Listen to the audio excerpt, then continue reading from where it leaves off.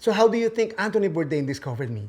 Because I cook Filipino cuisine. I'm Chef Claude Tayag. I paint, I sculpt, I write, I cook, and above all, I eat.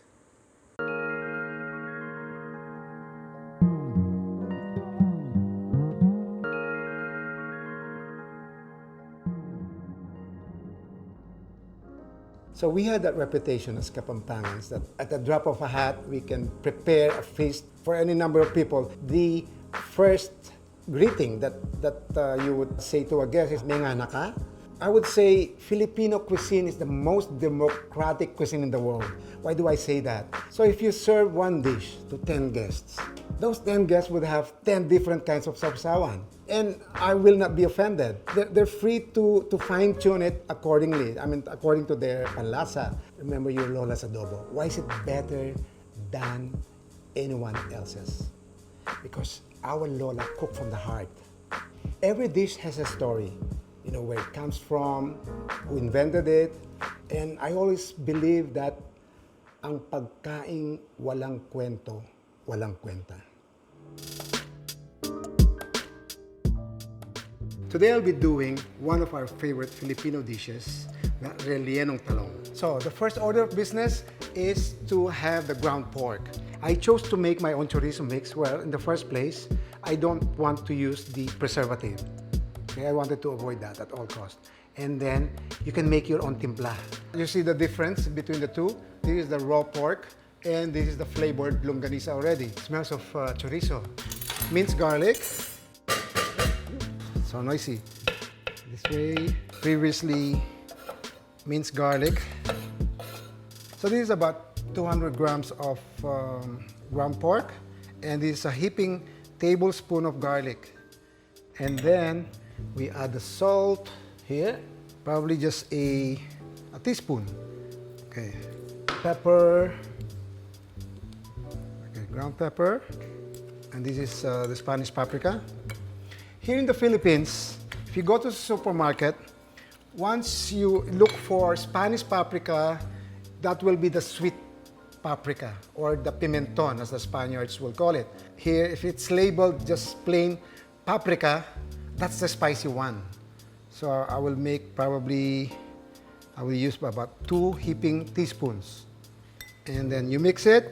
Actually, it's a lot easier with using your hands. Okay, let's see. It's the best way to thoroughly mix. So now the pan is hot. We can place the meat.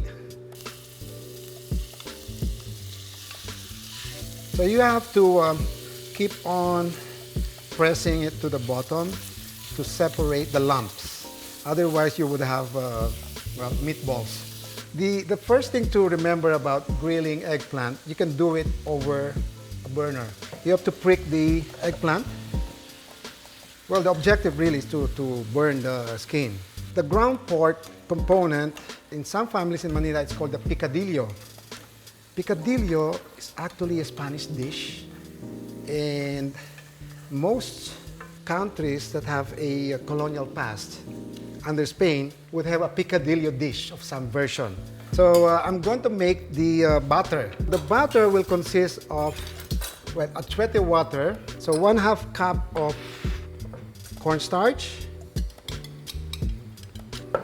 So run it through a strainer here to avoid the lumps. And then 1/2 cup of all-purpose flour.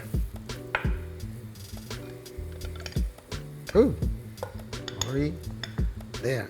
3/4 teaspoon of baking powder. There. The baking powder's role is to make the batter rise and make it airy and light. And then pour the achuete water. This is like 3/4 cup. So that's 1/2, and then maybe a little more. There. So you don't need an egg beater. So this is good enough. So you don't put the egg here.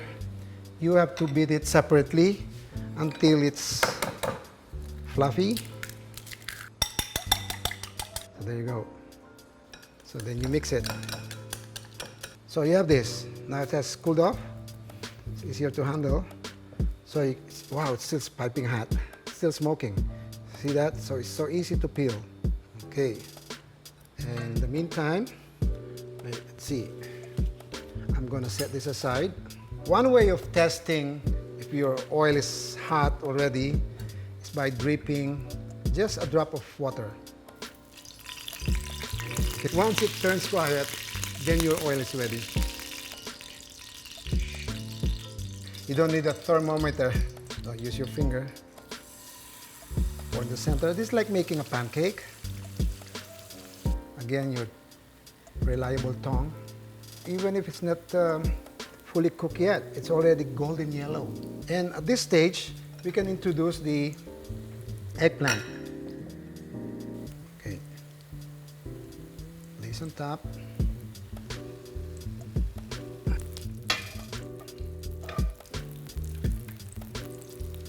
And then the filling. Then I'm going to use some more of the butter. Wait.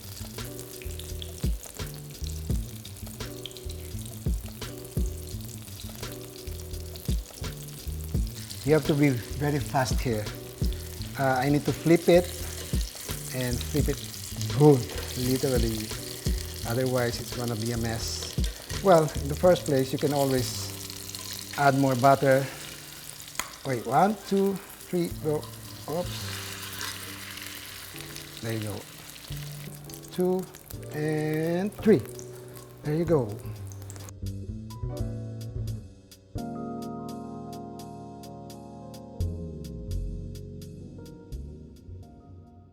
My last piece of advice, practice improvisation.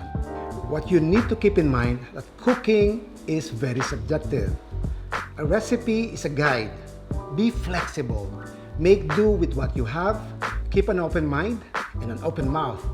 And keep that passion alive. I'm Chef Claude Tayag, and this is my practice workshop on Filipino cooking.